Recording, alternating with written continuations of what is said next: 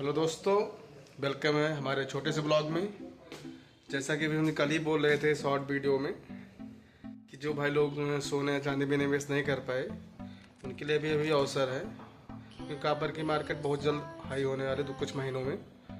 तो अभी कल ही न्यूज आई, रात के टाइम हम लोग सो रहे थे 11 साढ़े 11 बजे के आसपास, कि चांदी में 12% गिरावट एकदम झटके में आई। 12% समझ रहे हैं, कम से कम 40,000 रुपये गिरा होगा।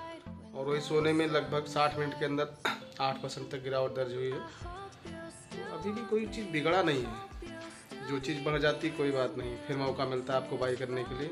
सेम वही हुआ चांदी सोने में, अभी और करेक्शन हो गए। जो भाई लोग अभी ETF छोड़ दिए हैं तो हम तो ये कहेंगे सीधा शेयर मत बाई करिए, ETF में बाई करिए। ETF बहुत अच्छा होता है। ETF में मतलब आप बाई करके डेली बेच भी सकते हैं और उसका मूव अच्छा होता है, लगभग 20-25 रुपये रोज़ ऊपर नीचे होता है ETF। बड़े ETF की बात कर रहे हैं, उसकी बात कर रहे हैं, वो काफ़ी बेहतर साबित होगा। और सबसे अच्छा अगर कॉपर में इन्वेस्ट करना है तो कुछ बड़े बड़े जैसे शेयर हैं उसमें इन्वेस्ट कर सकते हैं। हिंडाल्को हो गया और हिंदुस्तान कॉपर हो गया, हिंदुस्तान जिंक हो गया, वेदांता हो गया, ये काफ़ी अच्छे रिटर्न देते हैं। और इसमें सबसे अच्छी बात ना, रिटर्न के साथ साथ ये डिविडेंड भी होते हैं। वेदांता तो साल में 3-4 बार डिविडेंड देते हैं। हिंदुस्तान जिंक लगभग 25 से 30 रुपये डिविडेंड देता है। तो ऐसे शेयर में इन्वेस्टमेंट क्यों ना किया जाए, इसमें साथ में रिटर्न भी मिलता रहे और आपको डिविडेंड भी मिलता रहे, काफ़ी अच्छा होता है। हमने भी ट्राई किया था, इसमें कुछ दिन तक इन्वेस्ट किया था।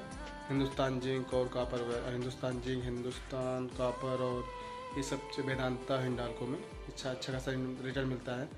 आपका इन्वेस्टमेंट बना रहता है और बीच बीच में आपको डिविडेंड भी आते रहते हैं थोड़ा थोड़ा करके। तो उससे मतलब आपका पैसा भी सेफ बना है, आपको बीच बीच में पैसा भी मिल रहे हैं। कभी कभी स्प्लिट बोनस भी देते हैं शेयर, तो इससे फ़ायदा होता है शेयर बाई करने के लिए।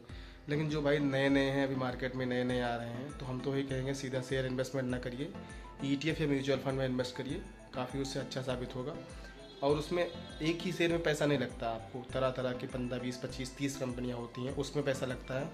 तो उससे उनको लॉस होने का चांसेस काफ़ी कम हो जाते हैं।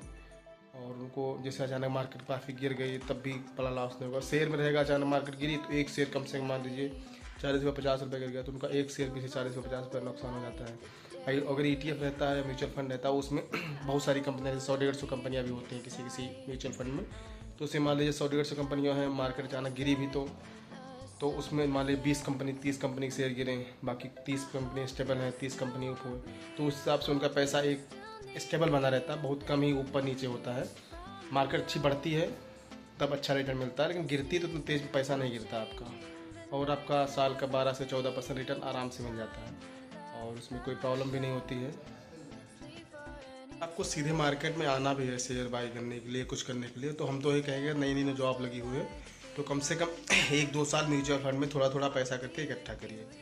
2,000, 4,000, 5,000 करते करते अगर 1 साल कर ले जाएंगे, लगभग आपके पास हो जाएगा 5,000। मान लीजिए अगर 25-30 हज़ार नौकरी मिल रही है आपको, 5,000 महीने का इन्वेस्टमेंट कर रहे हैं म्यूचुअल फंड में, तो कम से कम साल का 60,000, 2 साल कर लिए 1,20,000।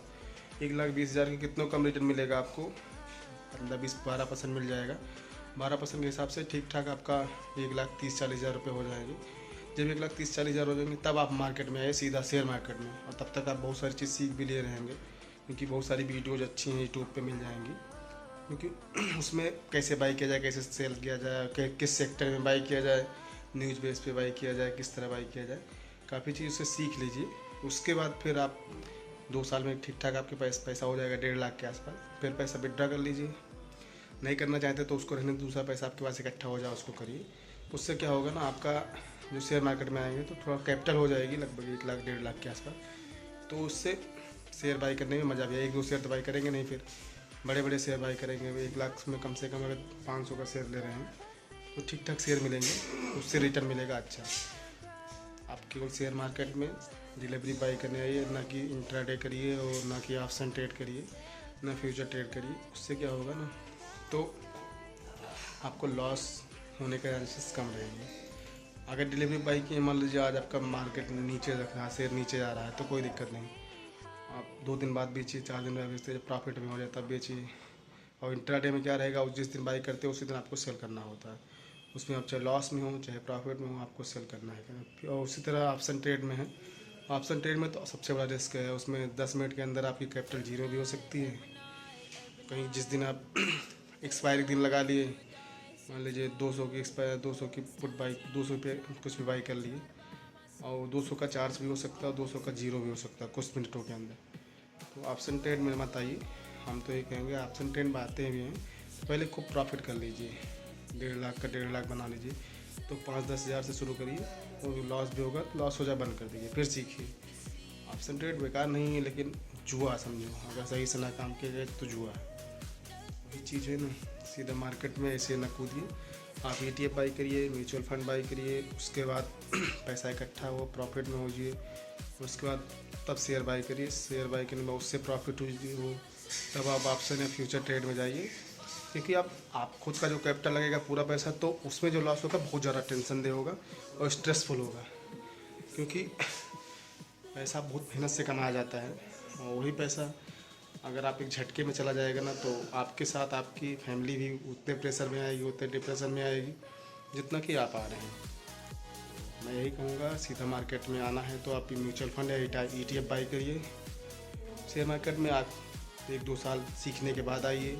बहुत सारी वीडियो यूट्यूब पर मिल जाएंगी, क्योंकि आज के 10 साल पहले इतनी वीडियो नहीं हुआ करती थी जितना वीडियो अब हो गई है। बहुत सारे क्रिएटर बनाते रहते हैं वीडियो, काफ़ी नॉलेजफुल वीडियो होती है। हमने बहुत सारी वीडियो सीख ली है। घनश्याम हैं, टेक घनश्याम के नाम से चैनल मिल जाएगा, बाकी बहुत सारे लोग हैं। ऐसा नहीं सब पैसा लेते हैं, यूट्यूब पर बहुत सारी वीडियो फ्री में मिलती हैं, और उससे काफ़ी नॉलेज गेन करने के बाद आप शेयर मार्केट में आइए। म्यूचुअल फंड के लिए ज़्यादा ज्ञान लेने की ज़रूरत नहीं है। आप म्यूचुअल फंड तो किसी बैंक से आपका अकाउंट हो, उसमें भी आपको ओपन हो सकता है, नहीं ग्रो पे कर सकते हैं, एंजल पे कर सकते हैं, जरोदा पे कर सकते हैं। और सबसे अच्छा तो ग्रो मुझे लगता है, बहुत सिंपल है। आपको म्यूचुअल फंड सेक्शन में जाइए, आपको सीधा एक तरफ से देख के चला जाएगा कौन कितने दिन में कितना रिटर्न दिया है, उस हिसाब से शेयर में इन्वेस्ट कर सकते हैं। उसके बारे में पढ़ सकते हैं, आपका पैसा कहाँ कहाँ लग रहा है, किस सेक्टर में लग रहा है। उसके बाद उसमें इन्वेस्टमेंट करिए। 500, 200, 100 रुपये भी स्टार्ट होते हैं। बहुत सारे ब्रोकर जैसे जो 100 रुपये इन्वेस्टमेंट स्टार्ट करते हैं।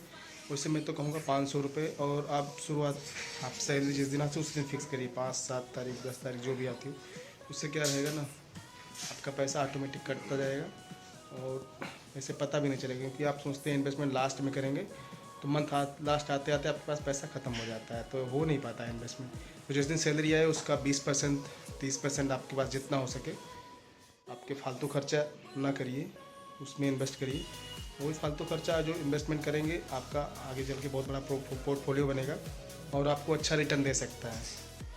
तो फालतू पैसा सैलरी आने के बाद पार्टी वगैरह मत करिए, थोड़ा मोड़ा करिए, लेकिन ज़्यादा मत करिए। ठीक है दोस्तों, आप बताइएगा हमारा ब्लॉग कैसा लगा। अगर ब्लॉग अच्छा लगा हो तो कमेंट करिएगा, लाइक करिएगा, और सब्सक्राइब करना मत भूलिएगा। अपने दोस्तों के पास ज़रूर भेजिएगा। ठीक दोस्तों, जय हिंद।